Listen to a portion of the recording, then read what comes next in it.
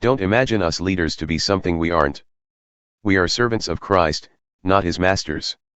We are guides into God's divine secrets, not security guards posted to protect them. The requirements for a good guide are reliability and accurate knowledge. It matters very little to me what you think of me, even less where I rank in popular opinion. I don't even rank myself.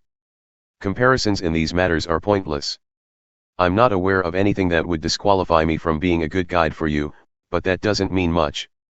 The master makes that judgment. So don't get ahead of the master and jump to conclusions with your judgments before all the evidence is in. When he comes, he will bring out in the open and place in evidence all kinds of things we never even dreamed of, inner motives and purposes and prayers. Only then will any one of us get to hear the well done of God. All I'm doing right now, friends, is showing how these things pertain to Apollos and me so that you will learn restraint and not rush into making judgments without knowing all the facts. It's important to look at things from God's point of view. I would rather not see you inflating or deflating reputations based on mere hearsay. For who do you know that really knows you, knows your heart? And even if they did, is there anything they would discover in you that you could take credit for? Isn't everything you have and everything you are sheer gifts from God? So what's the point of all this comparing and competing? You already have all you need. You already have more access to God than you can handle. Without bringing either Apollos or me into it, you're sitting on top of the world, at least God's world, and we're right there, sitting alongside you. It seems to me that God has put us who bear his message on stage in a theater in which no one wants to buy a ticket. We're something everyone stands around and stares at, like an accident in the street. We're the Messiah's misfits.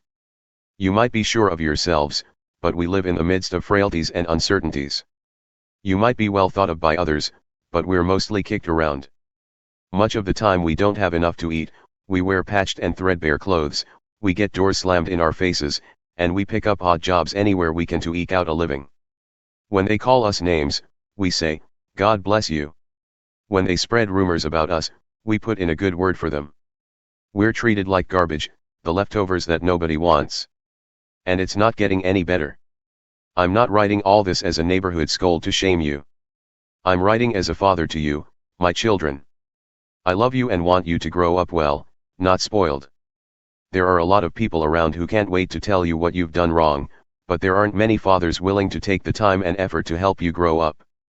It was as Jesus helped me proclaim God's message to you that I became your father. I'm not, you know, asking you to do anything I'm not already doing myself. This is why I sent Timothy to you earlier.